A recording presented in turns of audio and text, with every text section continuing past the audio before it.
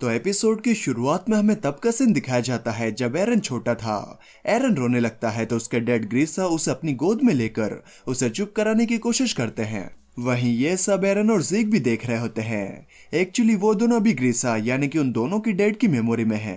तो ज़ीक कहता है वो अपनी जिंदगी के काफी मजे ले रहे हैं, जबकि उन्होंने अपने पिछले दोस्तों और परिवार को नर्क में धकेल दिया था। तो एरन कहता है तो आखिर तुम क्या करना चाहते हो। तो ज़ीक कहता है मैं तुम्हें दिखाऊंगा जब तक कि तुम समझ नहीं जाते कि कैसे ग्रीसा येगर ने अपने बच्चे का ब्रेन वॉश किया और तुम्हारे अंदर देशभक्ति का बीज डाला। फिर ज़ीक वहां से जाते हुए कहता है ये तुम्हारे लिए अच्छा है ग्रीसा कि तुम अपने पहले परिवार को पूरी तरीके से भूल गए और यहाँ पर एक अच्छी जिंदगी जीने लगे, क्योंकि यहाँ पर तुम्हें कोसने के लिए कोई नहीं है। तुम पूरी तरीके से भूल भी चुके हो कि पहले तुम्हारा कोई बेटा भी था। फिर ज़ीक और एरन वहां से चले जाते हैं और कुछ सालों बाद की मेमोरी में आ जाते हैं जब एरन चलना सीख चुका होता है। फिर वो दोनों थोड़ी और आगे जाते हैं जहां पर ग्रीसा किसी से बात कर रहा होता है। तो ज़ीक एरन से कहता है यह है उनकी हकीकत। वो अपने डॉक्टर की पोजीशन का इस्तेमाल करते थे ताकि वो पावरफुल लोगों के करीब जा सके, ताकि वो वॉल्स के किंग की लोकेशन पता लगाकर उनसे फाउंडिंग टाइटन चुरा सके। उन्हें पता था कि अगर उन्होंने कोई भी गलती की तो उनके बीवी बच्चे खतरे में आ सकते हैं, लेकिन वो फिर भी बिना परवाह किए रिस्क लेते रहे। तुम्हें पता है क्यों। तो एरन कहता है क्योंकि वो एक ऐसे बेकार इंसान थे जो कि एल्डिया को फिर से खड़ा करने के लिए अपने परिवार को भी कुर्बान कर सकते थे। अब मुझे समझ में आ गया, मुझे पैदा ही नहीं होना चाहिए था। अब मैं अपनी ब्रेन वॉशिंग से आजाद हूँ। तो ज़ीक कहता है हमारे पास बहुत टाइम है, तो हमें जल्दबाजी करने की कोई जरूरत नहीं है। ये कहने के बाद ज़ीक और एरन ग्रीसा की और भी कई मेमोरीज में जाते हैं। फिर वो दोनों उस मेमोरी में जाते हैं जब ग्रीसा ने वॉल के किंग के बेस के बारे में पता लगा लिया था और वो उसके अंदर चला गया था। तो एरन कहता है क्या बात है, उन्होंने इतनी जल्दी किंग के बेस का पता लगा लिया। तो ज़ीक कहता है ऐसा नहीं हो सकता। ग्रीसा ने फाउंडिंग टाइटन को तब चुराया था जब वॉल्स को तबाह किया गया था और उसमें अभी 1 साल है। ग्रीसा को किंग का बेस मिल जाता है लेकिन वो अभी उसके अंदर नहीं जाता और घर वापस आकर एरन को गले लगा लेता है। ग्रीसा काफी डरा हुआ होता है। ये सब देखकर ज़ीक को याद आता है कि ग्रीसा ज़ीक के साथ ऐसा बिल्कुल भी नहीं करता था। तो ज़ीक कहता है ऐसा लगता है कि वो अपने दूसरे बेटे को प्यार करते हैं, इतना कि वो अपने मिशन को साइड में रख दें। ऐसा कुछ भी उन्होंने मेरे साथ नहीं किया था। मुझे लगता है कि उन्होंने अपने पुराने फेलियर से कुछ सीखा है, लेकिन ये भी सच है कि तुम वैसा ही करते हो जैसा कि वो चाहते हैं। तभी एरन देखता है कि ग्रीसा के पास ज़ीक और उसकी मॉम की एक फोटो पड़ी होती है। तभी ग्रीसा कहता है मुझे माफ कर दो, मुझे माफ कर दो ज़ीक, जो सुनकर ज़ीक भी हैरान हो जाता है। फिर ग्रीसा खड़ा होकर कहता है क्या तुम यहीं पर हो ज़ीक। लेकिन फिर वो सोचता है कि ऐसा नहीं हो सकता, आखिर वो दाढ़ी वाला आदमी ज़ीक कैसे हो सकता है, ये सिर्फ एक सपना था। ये देखकर ज़ीक को यकीन ही नहीं होता कि उसके डैड उसके बारे में इतना सोचते थे। वो एकदम भौचक्का होकर वहीं पर खड़ा हो जाता है। लेकिन तभी एरन गेट खोलकर कहता है चलो अगली मेमोरी में चलते हैं। फिर वो दोनों उस मेमोरी में आ जाते हैं जब एरन 9 साल का हो चुका है। ज़ीक कहता है तुम अब 9 साल के हो चुके हो। ग्रीसा ने तुम्हें बहुत ही प्यार से और फ्रीली पाला है, तो हमारे डैड ने तुम्हारा ब्रेन वॉश नहीं किया था। तो एरन कहता है इसीलिए मैंने तुम्हें कहा था कि ये सब किसी काम का नहीं है, हमें सालों तक उनकी मेमोरीज में घूमने की कोई जरूरत नहीं थी। तो ज़ीक कहता है अगर ऐसा है तो तुमने मुझे धोखा क्यों दिया। उन्होंने बिना कुछ कहे तुम्हें अपने टाइटन पास कर दिया और तुम जैसा वो चाहते थे वैसे ही लड़ते रहे।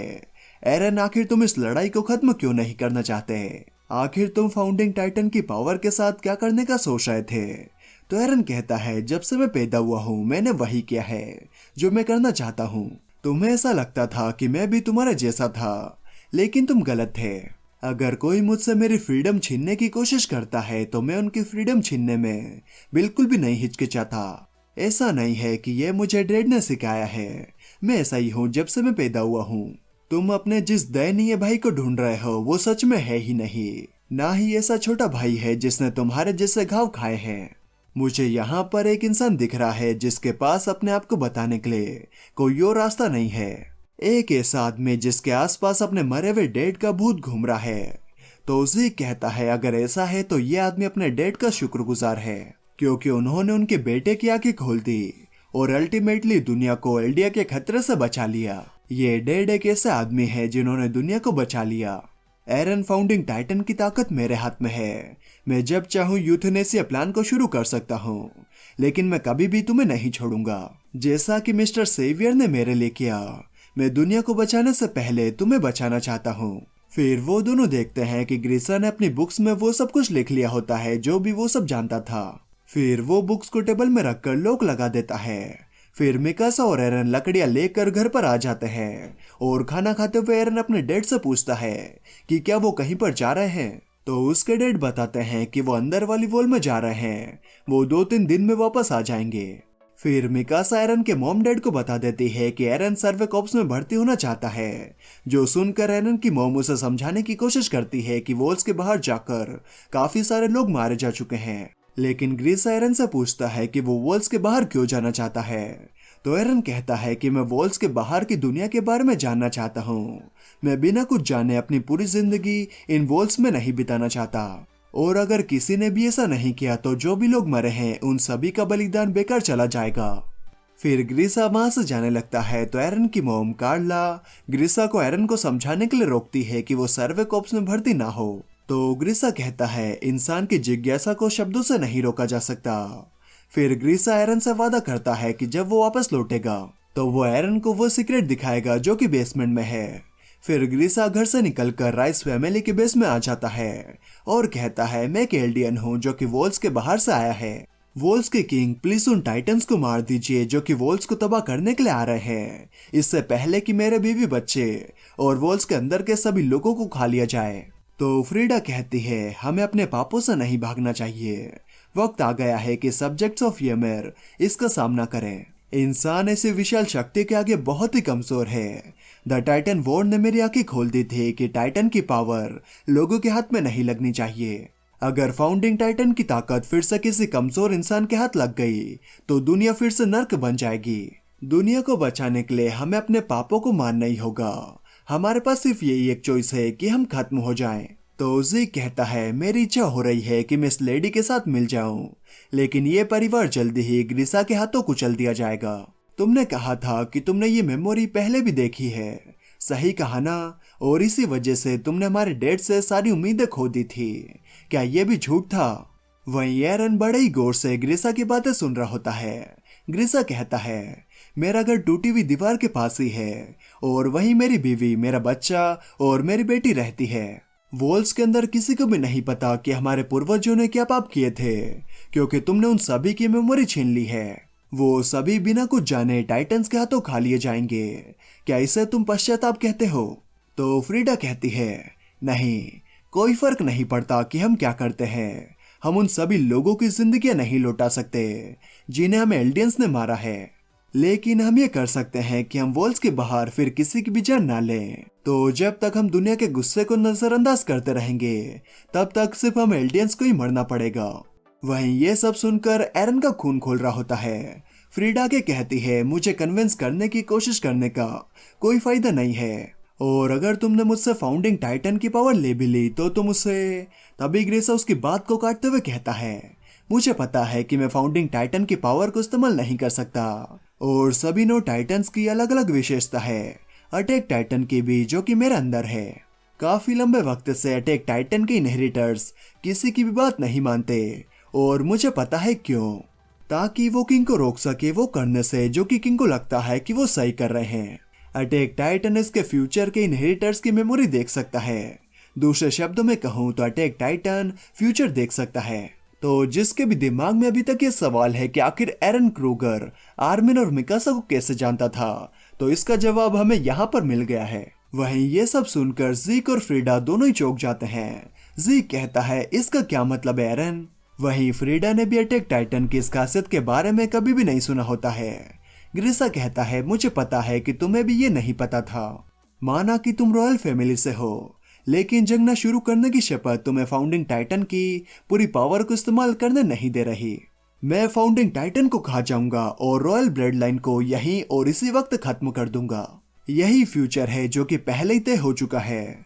जिसके बाद ग्रीसा एक औजार को निकालकर टाइटन में ट्रांसफॉर्म होने ही वाला होता है, लेकिन बच्चों को देखकर वो रुक जाता है और कहता है मैं ये नहीं कर सकता, मैं बच्चों को नहीं मार सकता, मैं एक डॉक्टर हूँ जो कि लोगों की जान बचाता है। तो ज़ीक कहता है ऐसा नहीं हो सकता। ग्रिसा फाउंडिंग टाइटन को खाता है और पूरी रॉयल फैमिली को मार देता है। पास्ट चेंज नहीं हो सकता। तभी रोड राइस फ्रीडा को ग्रिसा को मारने के लिए कहता है। साथ ही बाकी सभी फैमिली वाले भी फ्रीडा को ग्रिसा को मारने के लिए कहते हैं ताकि ग्रिसा उन सभी को ना मार दे। वहीं एरन ग्रिसा से कहता है आखिर आप क्या कर रहे हैं? खड़े हो जाओ डैड। क्या आप भूल गए कि आप यहाँ पर किस लिए आए हो? क्या आप यहाँ पर अपनी छोटी बहन का बदला लेने के लिए नहीं आए हो जिसे कि कुत्तों ने खा लिया था? आपके अपने सभी साथी डायना और क्रूगर के लिए आपको उन सभी का बदला लेना होगा और आगे बढ़ते रहना होगा, चाहे आप मर ही क्यों न जाएं और मरने के बाद भी। ये कहानी है जो कि आपने शुरू की थी। ये सब सुनकर ग्रिसा उस औजार को उठाता है और उस औजार से अपने हाथ में छेद कर लेता है। फिर हमें एक सीन दिखाया जाता है जहां पर एरन एक हाथ को चूमता है जो कि मेरे हिसाब से हिस्टोरिया का हाथ है। फिर हम देखते हैं कि पूरी राइस फैमिली मरी पड़ी होती है और ये सब देखकर ज़ीक का पूरा सिस्टम ही हिल जाता है और वो एरन को इसे देखता है कि क्या बताऊं। चलो आप इस लाइन को कंटिन्यू कर दो। फिर हम देखते हैं कि ग्रिसा अपनी टाइटन फॉर्म से बाहर निकल कर जा रहा होता है, लेकिन उसे बहुत ही बड़ा सदमा लगा होता है क्योंकि वो अभी अभी पहली बार बच्चों और लोगों को मार कर आ रहा है। ग्रिसा आगे कहता है मैंने रोड राइस को छोड़कर बाकी पूरी राइस फैमिली को मार दिया। क्या अब तुम खुश हो? क्या तुम यही चाहते थे एरन? क्या एलडीएस सच में से बच जाएगा? आखिर तुमने मुझे सब कुछ क्यों नहीं दिखाया? वो टूट चुकी है, ये कब होगा? कालिया सेफ होगी या नहीं? क्या सच में सिर्फ यही एक रास्ता था? तुम यही हो, सही कहा ना ज़ीक? यहाँ से तुम्हें वो सब नहीं मिलेगा जो तुम चाहते हो, वो सब एरन को मिलेगा। ये सुनकर ज़ीक कहता है आखिर आप क्या कर रहे हो? तो ग्रिसा कहता है मैंने एरन की मेमोरी देखी थी कि आगे क्या होगा, लेकिन मैंने कभी भी नहीं सोचा था कि ये इतना भयानक होगा। ज़ीक क्या ये तुम हो? तुम सच में बड़े हो गए। मुझे माफ कर दो, मैं सच में बहुत ही बुरा डैड था। मैंने तुम्हें बहुत तकलीफ दी है। फिर ग्रिसा ज़ीक को गले लगा लेता है और रोते हुए आगे कहता है आई लव यू ज़ीक, मुझे तुम्हारे साथ और वक्त बिताना चाहिए था। ये सब सुनकर ज़ीक की आंखों में भी पानी आ जाता है। तभी वहां पर एरन भी आ जाता है। फिर हम देखते हैं कि ज़ीक पाथ में नीचे गिर जाता है, यानी कि ज़ीक और एरन की ग्रिसा की मेमोरीज की यात्रा यहीं पर समाप्त होती है और ये एपिसोड भी। तो आपको ये एपिसोड कैसा लगा मुझे कमेंट करके जरूर बताएं और इस एपिसोड में आपको सबसे बढ़िया क्या लगा बताना बिल्कुल भी ना भूलें। तो चलिए मैं आपसे मिलता हूँ अगली वीडियो में, तब तक के लिए bye bye and take care.